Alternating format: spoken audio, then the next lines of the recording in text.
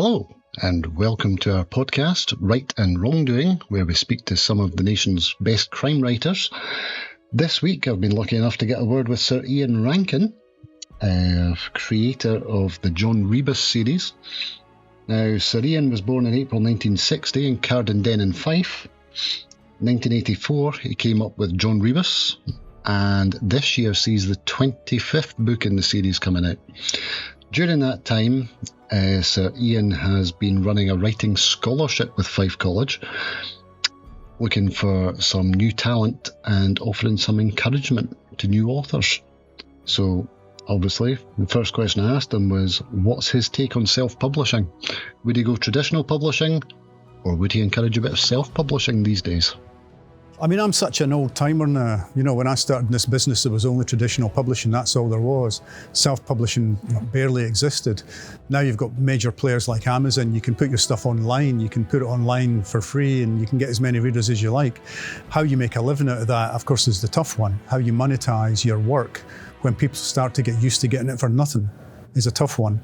But there are definitely avenues around now that didn't exist when I was young, starting out in this game. And I wouldn't say no to self-publishing. I wouldn't say no to e-publishing. If you've got a story you think is worth telling, and you think there's going to be an audience for it, get it out there. Whichever means you think works for you, get it out there. And I know a number of people who started off self-publishing e-books only via Amazon and now have traditional publishing deals. Because publishers, mainstream publishers are looking for new talent. And they see these people publishing online and getting lots of readers and obviously have something worth saying. And so they go looking for them. So, never say no to anything. Anything that gets your work out there is worth doing. So Rebus has been brilliant for you. The series has carried on all these years. I discovered Rebus on television before I even read one of the novels. And when I watched it, it was Ken Stott who was playing Rebus on TV. So obviously he was set in my head. When I read the books, I read it visualising Ken Stott. Now you've got your new TV series on the BBC iPlayer, Rebus. This time you've got Richard Rankin playing the part, who's a lot younger an actor playing Rebus. I wasn't sure how I would take it at first, but seeing him as Rebus on the screen, he did really take to the role really well. And afterwards I read The Falls, and I actually envisaged Richard Rankin as Rebus. As the executive producer on the show, did you play a big part in actually hiring the talent? I didn't get any say in the casting of Richard as far as I remember. All I knew was that the screenwriter, my good friend Gregory Burke, a Fifer like me, working class boy like me, his first play was called Gagarin Way, which is a real street in Lumfinnins. I used to go past it every day on my way to school in Cowdenbeath. He was very keen to work with Richard. He'd worked with him on his play Black Watch. In fact, several of the actors, Rebus's brother, Michael, is played by another actor who was in Black Watch. So Greg Burke knows these actors and he knows who would be good for this role. I think it was his idea that we have a younger Rebus, but set it in the present day so that we could talk about the issues we are interested in, to do with politics, to do with society, to do with those who have and those who have not, the way that Scotland has changed. We want to talk about the now, the here and now, but do it with a younger, feistier Rebus who can get into a fight, basically. The Rebus I write about these days is 70 years old and cannot get in a fight without losing. Richard Rankin, you can get him in a brawl. He's a much more intimidating figure than the Rebus I write about. And we knew that fans would maybe have an issue early on trying to put these two together, because the stories in this TV show are taken from old books and newer books, books from the very beginning of the series and books from later on. But at its heart, it's about Scotland, it's about this conflicted guy, this complex character, it's about his complex family relationships. And in the middle of it all, there is an element of the whodunit or an element of criminal activity. But it's a moral story. It's a story of moral decisions that people take and then might end up regretting. So anyone who's read your books knows that Rebus has a good music knowledge. There's always some sort of link. He'll quote a song or talk about an artist, and sometimes people don't get the reference other characters don't get the references and it drives them mad. There's obviously a lot of music passion there. I'm guessing you've got a huge vinyl collection at home. I've got a big vinyl collection, and one of the things I get complaints about now with the TV show being on is there's not enough music. Again, I think it was Gregory Burke who decided just to annoy me that the Rebus on the TV shows would not be a music fan the way that the Rebus in the books is. There's a nice joke in episode 1 where there's a guy called Mick Jagger, Mick Jagger, and Siobhan Clarke managed to say to him, hope you get some satisfaction. But that's about it as far as I can remember. But yeah, I do. I mean, like a lot of writers I know, I'm a failed rock star. I'd much rather have been a rock star than a writer, but I just wasn't any good at it. I had to go twice. I had to go when I was a teenager, living in Carden. Then I was in a punk band called the Dancing Pigs. And then, good name, I think. And then just a few years ago, I joined a band called Best Picture, but COVID did for us. So that's it. I've had 2 goes at it, and neither of them has worked out. So I've got to just put a lot of music into my books, which is great because it means a lot of musicians have become fans of the books. Now, obviously, you had your own band, Best Picture, and you had a single out not that long ago. I honestly thought there was going to be a point in the Rebus series, the new one, that he was going to walk into a bar and Best Picture were playing at the back, and that was going to be your cameo. But it didn't happen. Well, you know what? I was meant to have a cameo in season 1 and they forgot about me. They invited me down to the Oxford Bar. They were filming at the Oxford Bar. And I sat in the back room with all the extras. And then I noticed everybody had gone. And I said to the barman, where's everybody gone? He went, well, they finished for the day. And I went, well, I was meant to have a cameo. And he went, well, they must have forgotten about you. And indeed, they had forgotten about me.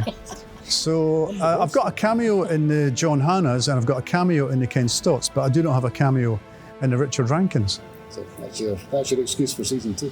That's why we need to BBC, if you're listening, season 2, please. And that ending. Open ending, yeah. That was just true. Yeah, keep them wanting more. Keep them wanting more. So a big music collector, and I know you're a big reader as well.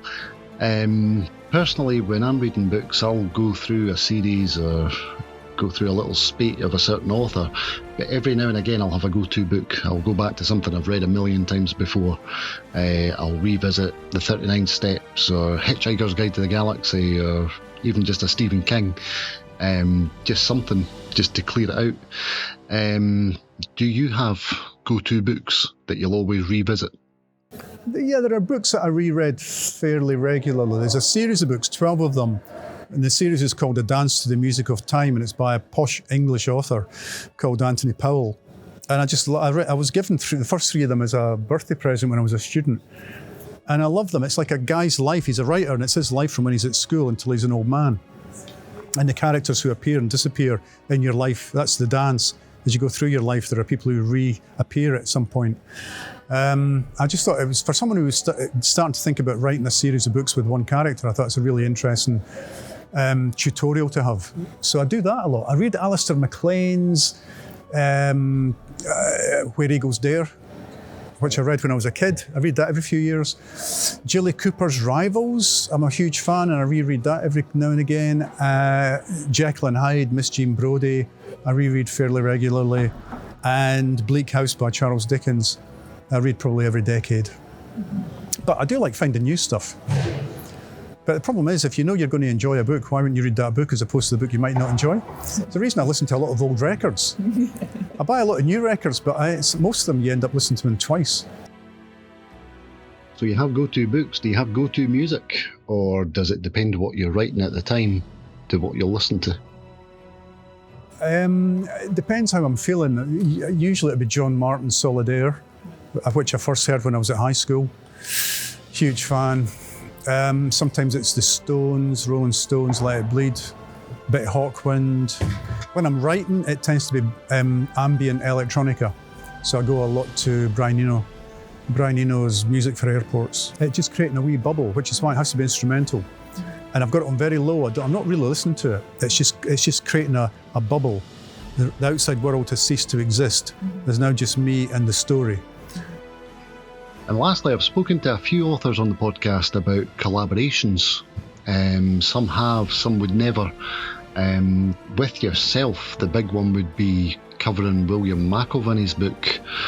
Obviously, when he died, he left pages and notes about another Laidlaw book, and you were asked to finish the book off. It's a completely different writing style from Rebus, but you've done the job. You've done really well. Was that something you took lightly? Did you jump at the chance, or did you have to do a lot of soul searching to actually take on that role? Well, when I was contacted by William McIlvanney's publisher, they said, look, Willie, when he died, left a couple of 100 pages of notes for a book. His widow wants you to take a look at it and see if there's a novel in there that can be salvaged, rescued. And I thought, well, I'll have a look, but no promises. Yeah. And it was a huge thing to take on, but it was the middle of lockdown. And I had nothing else to do. So if they had caught me at a time when it wasn't lockdown, I might have said no. But in lockdown, I said yes. And the first thing that was difficult was to get the voice, because the voice of the Laidlaw books is very different, very poetical as compared to the Rebus novels. They're set in Glasgow, a city I don't really know. And this book was going to be set in 1972. I was 12 years old, living in Cardenden. So that made it difficult. But I thought I'll give it a go. And I reread the Laidlaw book several times to try and capture the rhythms, the intonation, get inside the head of the character. And then I just started. And I'd been to the library and I'd been through 1972, the entire year, Glasgow Herald. So to find out what was happening in the world then, what was happening in Glasgow then, what was on the telly, what kind of cars were people driving, how much did a house cost, all that. And then I got an old street map of Glasgow from 1972. I just sat in my room and did it. And the greatest moment was when I got a handwritten letter from William McIlvanney's widow, who also had been in lockdown on her own. And she said, Ian, when I read the manuscript, you brought Willie back to me. I could feel him sitting beside me while I read it. And I just thought, well, that's it, job done. If she thinks I've captured the voice, I've done it. And I don't care if it's a successful book or not. I've succeeded on the terms I set out. But I don't like collaboration. The reason I'm a novelist is I find it really hard to collaborate. Yeah. Like doing TV and film or even a play, I find it really hard to let other people have a say in what I'm doing. I'm a wee bit thrown that way. So there we have it, Sir Ian Rankin. Ian Rankin's new book, Midnight in Blue, is out the 10th of October 2024. It's available to pre-order now. Anyone who read A Heart Full of Headstones and feels that they need a proper ending to that book, this is the one that's going to tell you the story. Ian also has a stage play coming out in September, Rebus, a game called Malice. That's up at the Capitol Theatre. I think it's through in Glasgow as well. And you can also pick up all 6 episodes of the Rebus series on the BBC iPlayer. So he's a busy, busy man. Until next time, thank you.